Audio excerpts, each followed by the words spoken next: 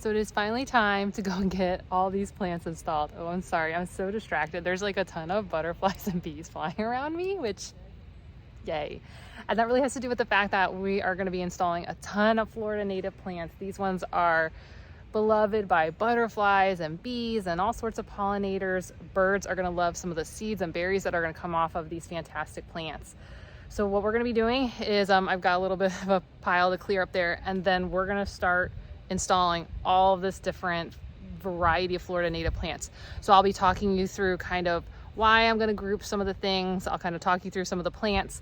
We're also gonna have to transplant, or we're gonna actually take some plants out from another area and move them over here. There are also some Florida natives, so that we can really try to work with the design. We have a lot of space to fill today, so I don't know that this is all gonna be enough. Gotta get that hair up. We got some work to do.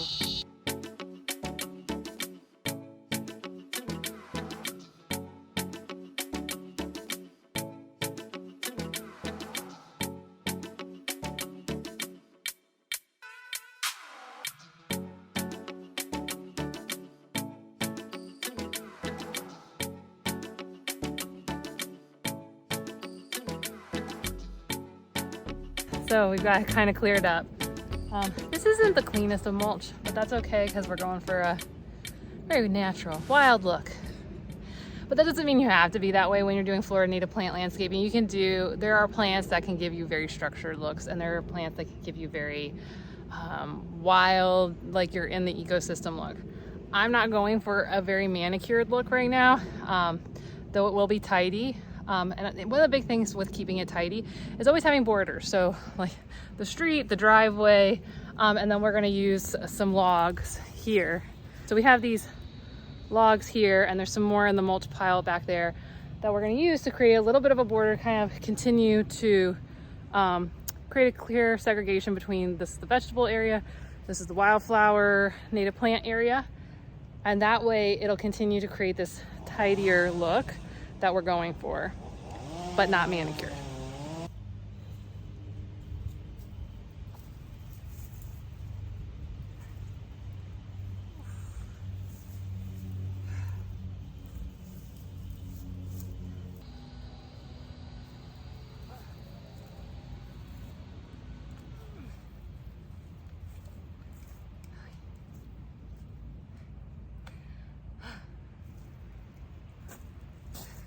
Who needs CrossFit?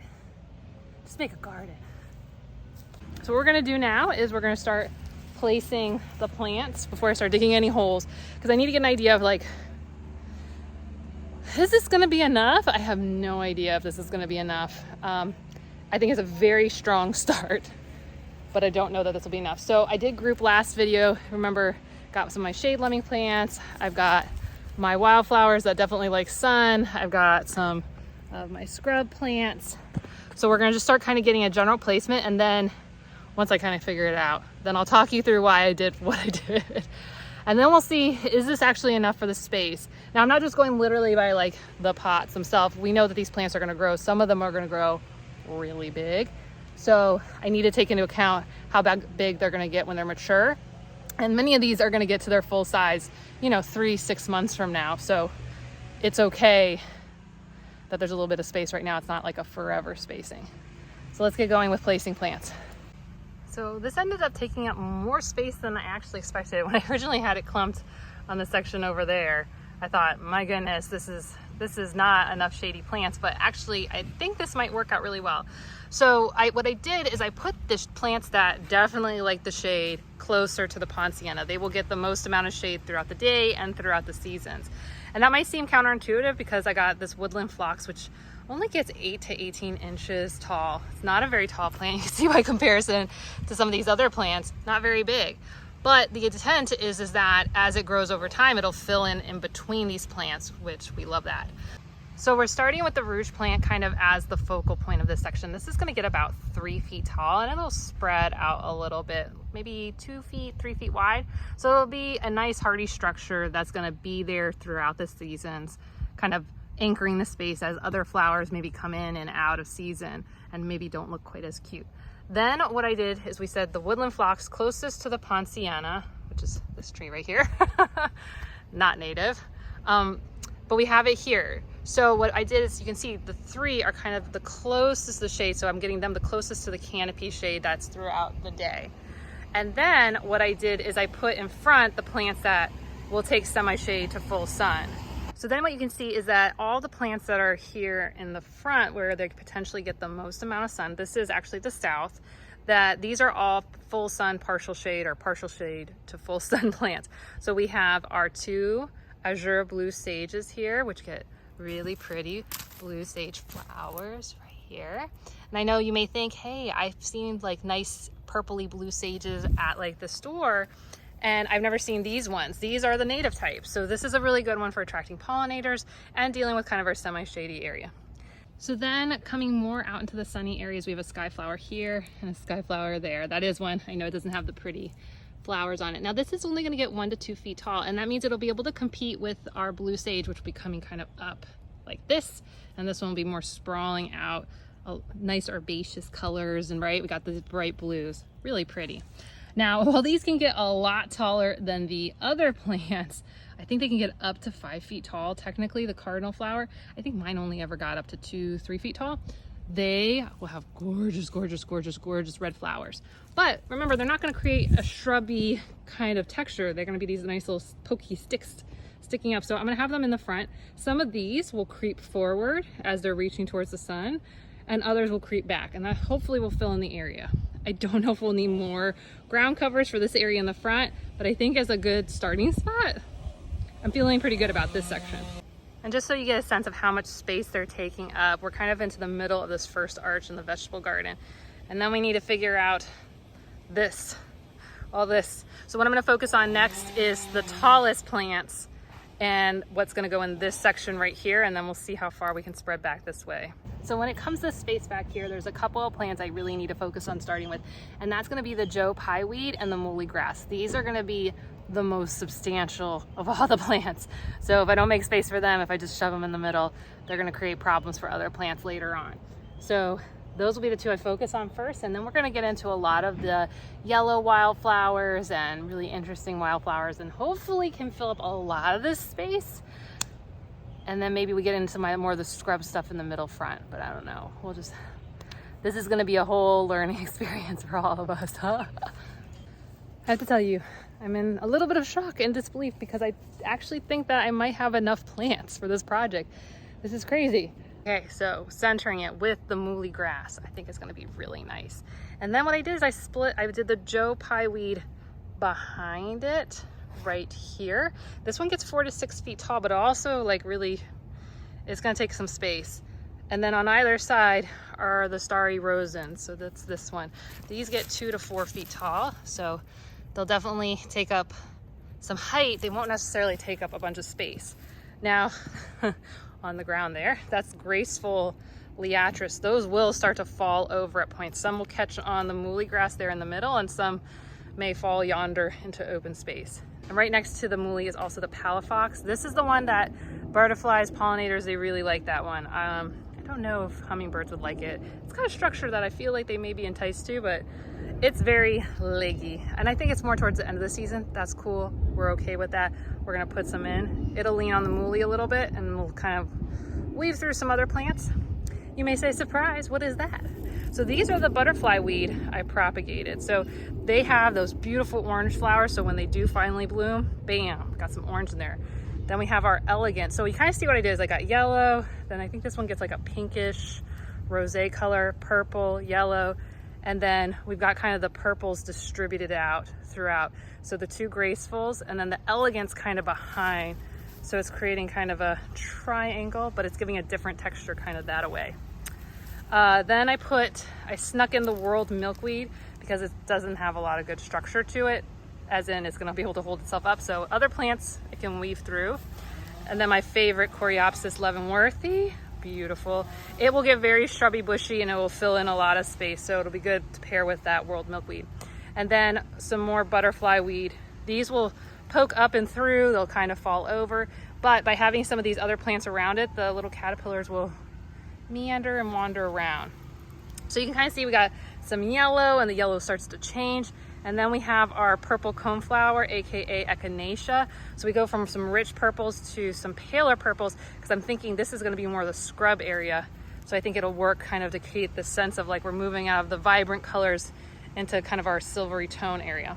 And also continuing that kind of scrubbish thought, we got our pineland heliotropes, which will be a nice ground cover, help fill in this space. Especially because this space, right, because it's on the edge of the road, is going to be more prone to get weeds and stuff like that. So putting a ground cover closer.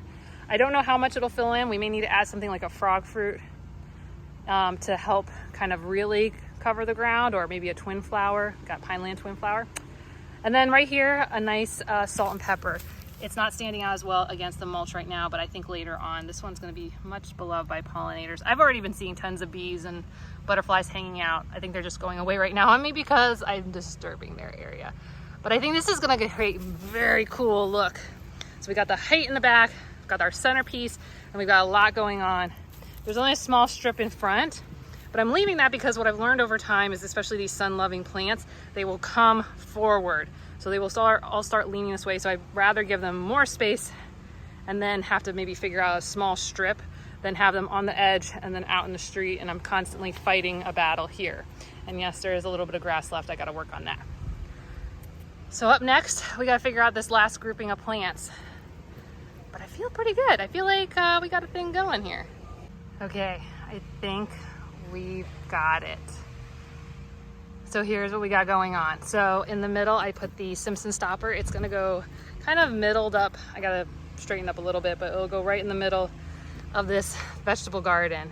Then we will have our scrub blueberry on either side. I have other ones I'm just gonna move to create the symmetry. I've got 3, so there'll be one there, one there, one there, one there.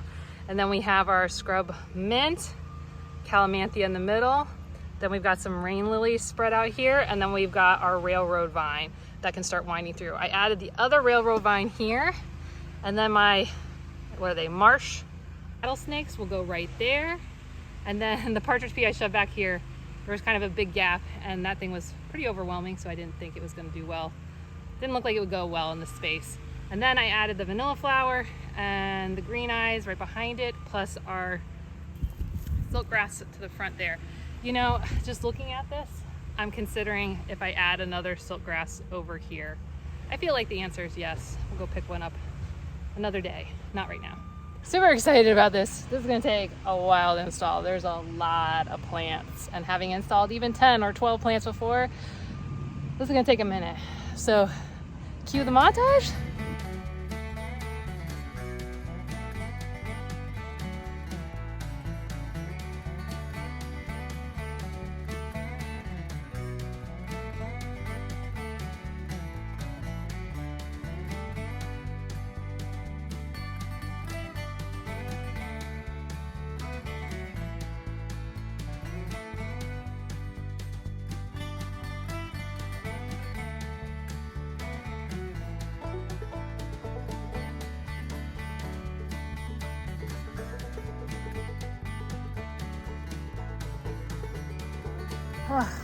Does it look like we're making progress? Did I forget one? Oh, I forgot one over there. Well, we made some progress. We still got more to do. Still haven't done the shady side yet. And we still haven't gotten the really pretty smelling ones yet, but I'm tired. It's hot. This is gonna be really pretty though. I am super excited. I showed it to Ben and he was like, wow, this is gonna look so good. And it feels good, like, you know, when the people important in your life like the things that you do.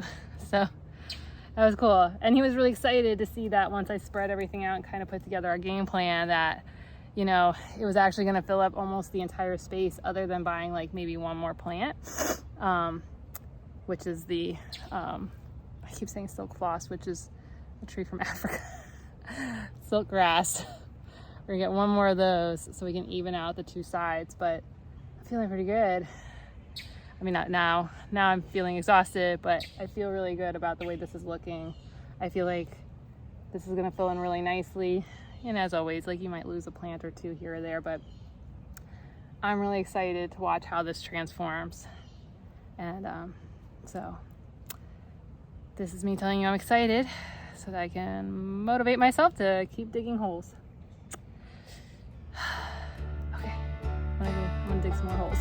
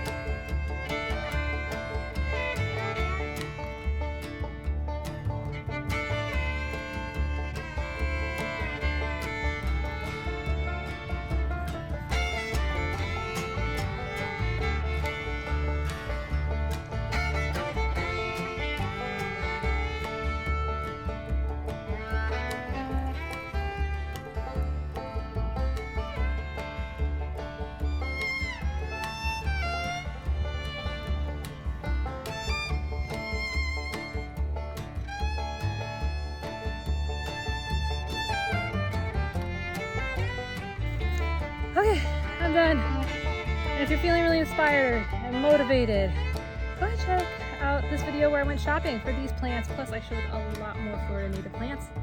And if you want to go check out some other wildflowers, check out the wildflower project right here. Okay, I'll see you soon. Bye.